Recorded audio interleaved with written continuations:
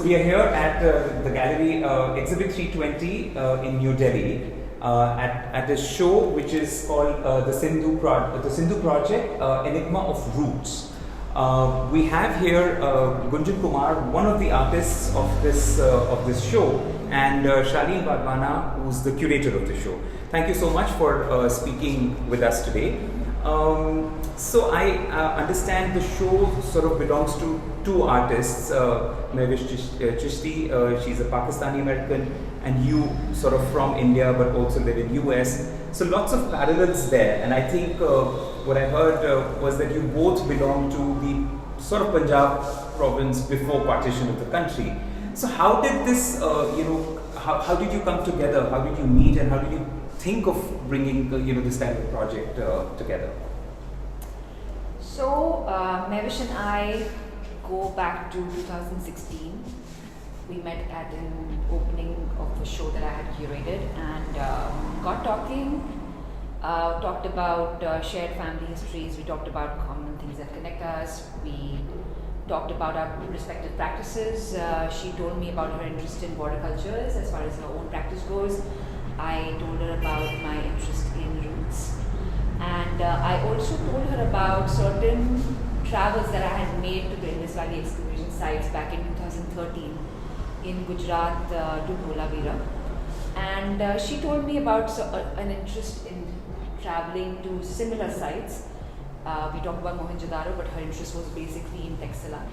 Her mother has been brought up over there. She has associations from that respect to that place, and she visited it eventually, and we were in conversation all through. I made other visits to other excavation sites pertaining to this Indus Valley civilization, and so on and so forth.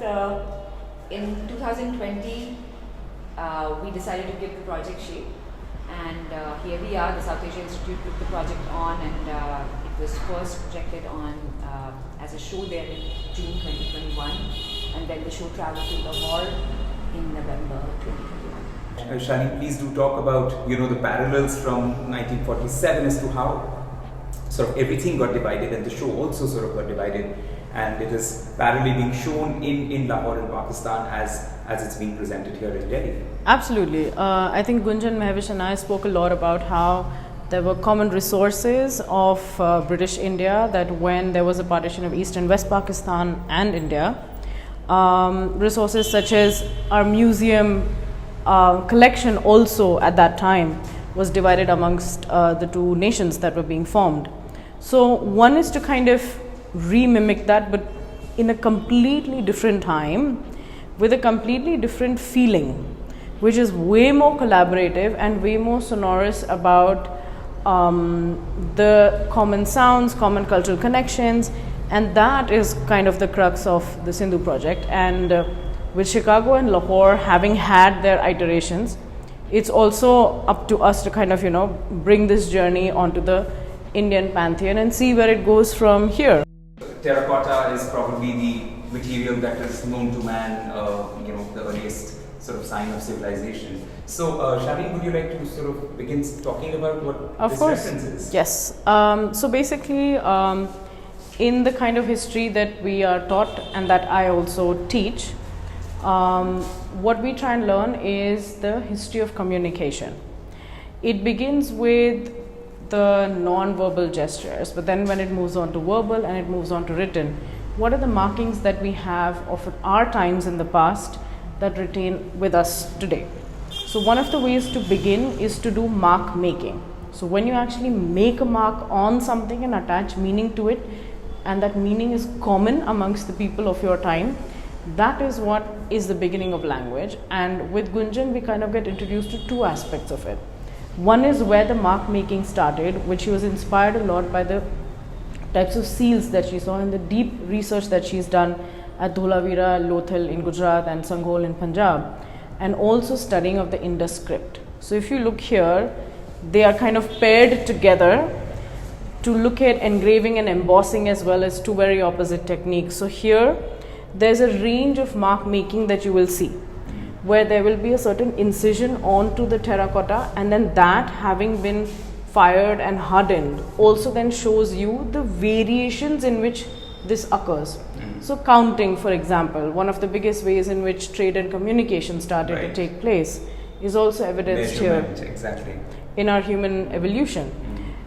Secondary to that is also the Indus script. So a lot of what Gunjan did was she learned a lot about the script, and the fact that we know that it is written from right to left is one of the only verifiable things that we know about it. It remains undeciphered. Very rightly pointed out by Shaleen, the first aspect is the script, the beginning of writing, the undecipherable part of the script. Then the seals were also made in terracotta, the seals that were used for trading, that was made in terracotta. The very act of digging, a lot of these marks and incisions have been dug, the whole act of excavating, digging either physically or metaphorically. Physically in terms of the fact that you're visiting an excavation site which is dug, which goes into your history. Metaphorically, that you're digging into your own past. It's a personal journey into your roots. So I was going in and out. I didn't want to really make specimens of the Indus era. I basically wanted to use this civilization to tell a personal journey that I was having into my own roots. And when I say me, I also kind of envisage, I also imagine anybody from India and Pakistan who would be looking at these works and would be approaching these works. So what's very intriguing for me when I saw this, there's a positives and negatives. There is a missing part, right? So that's obviously very consciously done and something that you created. So where is that missing part? When I was visiting Dholavira and Sangol, I saw a lot of shards that were scattered around the area, and a part of me, thought to myself that these shards were once a complete pot and the pot was once full. And then that analogy of a complete pot went to the analogy of a complete land, that is the Indus Valley civilization itself, and then how the land was fragmented into these various countries that is divided into now. The northeastern part of Afghanistan, much of Pakistan, and northwestern part of India. In my mind, I basically wanted to complete the image of this land. So what I did was that I baked these ceramic tiles in Chicago, and then I broke them. So after they were broken, they were basically covered with terracotta. So where we are talking about terracotta as a piece of pottery and terracotta also as land. And then while they were displayed, a part of it went to Lahore and a part of it came to Delhi. And there's a lot of play of absences, in the sense that the absent form of this particular piece, for example, would inform what the missing piece would actually look like. So that's what it invites the viewer to come in and imagine, what would be it like to see the pot complete. I mean, as has already been shared, this entire project was conceived of and presented in Chicago already. Yes. And its division to a part to Pakistan and a part that's coming to India also happened. So curatorially, what was your intervention, and how did you bring this part together? So what was that journey, and what did you bring in here? I think what was very important curatorially was to keep highlighting that while we're viewing this, there is a corresponding audience somewhere else, but very close in terms of geographical distance, but very far in terms of social emotional distance, that is also viewing the balance of this work. Right. It was important to start the exhibition with mark making and script, because that's kind of how you first start communicating. But when you come in the inside parts of this exhibition, it was also important to create this alcove where you could dig deeper into. A lot of her research would had to do with breaking off land as well as breaking off material. So here it becomes for me to be able to say that the marks that were made on cartography to divide land were also just as easy and just as difficult. Absolutely. Yeah.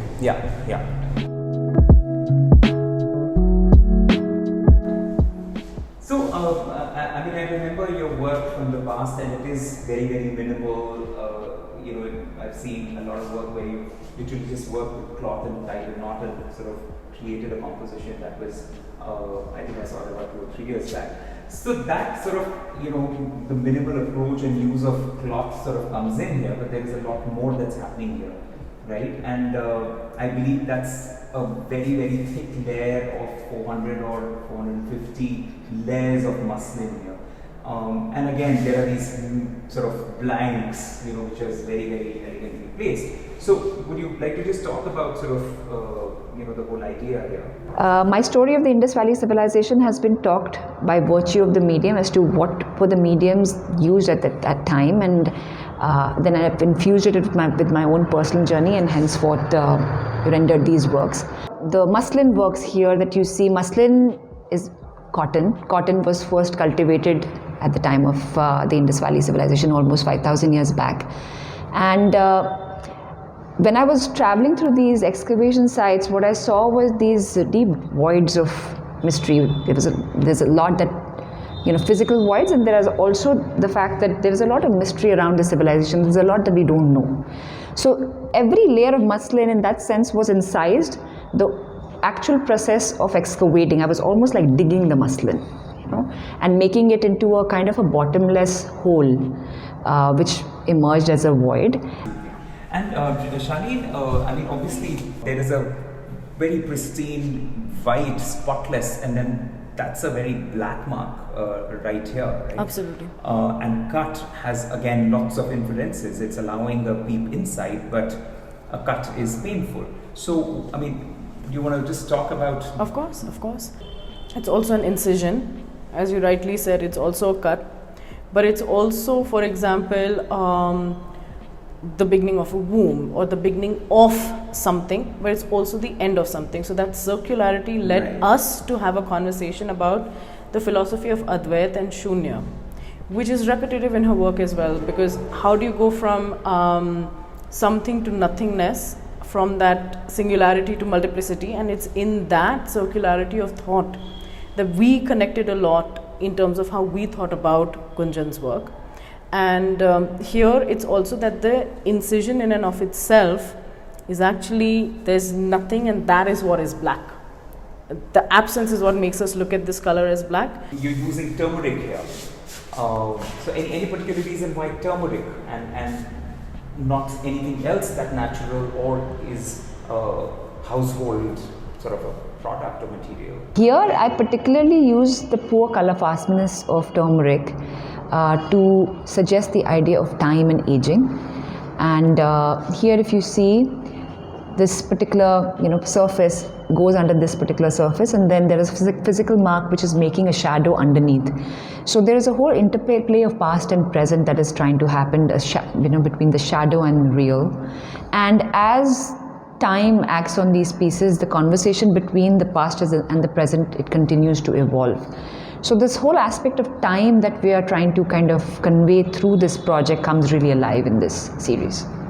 So a lot of the times everyone is like, oh, haldi is yellow, but the fact that there's an overlay of organic pigment like turmeric on mulberry paper in an alcove where we're looking also at muslin, it kind of is an embodiment of Gunjan's practice, which is with organic materiality and the various stages in which you can push. So this is kind of like our intangible living heritage. Right. You also have this work that is alive because it's growing with time and it's aging with time as well. It's aging. So you were speaking about Mahwish's practice, which references maps and cartography, and there are lots of layers that she develops. Absolutely. So and obviously this is the map of current map of India, and I did see the undivided Indian map as well.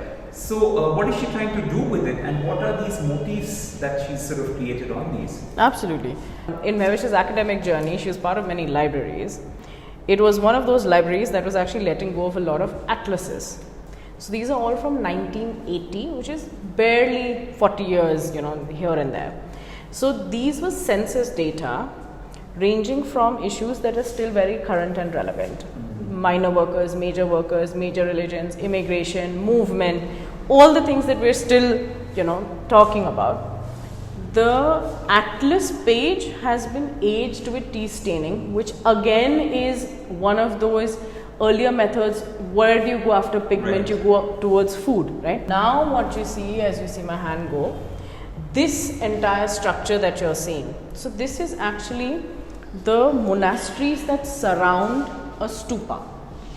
So the votive stupa is in the middle, and these are the monasteries that surround that stupa site. Right. These are stupa sites. Now, why this is crucial to the show and to our conversation is also, one, the balances are in Lahore. So one is that, of course. Right. But the other is, there are these parts that you see. Now this entire work is scaled down 500 times. So if you see as I move, it's these acrylic sheet works with 3D engraving, which are also similar to the motifs that she's trying to explain through her practice. So if you look at the lowest one over here, height plays a huge role in Mahwish's work. So the lowest one here is actually the motif of brick lining behind the votive stupa that she's seen. You know, you come a little higher, few inches. Now these are all the motifs that are part of, for example, Islamic prayer mats. You look at ajrak textile. The textile piece. Absolutely. Yes. And then you go a little higher, you will find all the Mughal forts. So you will find the Lahore fort archway as well. So bringing in this entire Gandharan art and architecture into the show, where you know you're dancing around 3,000 years ago, and then you push that back 2,000 years more with Indus Valley, and you suddenly jump forward to Mughal architecture and yesterday and partition, and you've kind of covered your history as a global citizen, a local citizen of this part of the world. Absolutely. So that embodiment in the Sindhu Project is very, very crucial, which was for me as a historian also extremely enjoyable. So yeah, that was quite the pleasure. I mean, lots of parallels, lots of compare, contrast throughout. Absolutely. You know, as far as the sensibilities, the material, the issues, the origins. So just a lot sort of coming together in this show. Yeah. Well, thank you so much, Shaleen, for speaking to us and taking the time to explain and contextualize this entire presentation. And thank you, Gunjan, for the lovely work, and of course, Mahwish, who's not here with us. Thank you so much.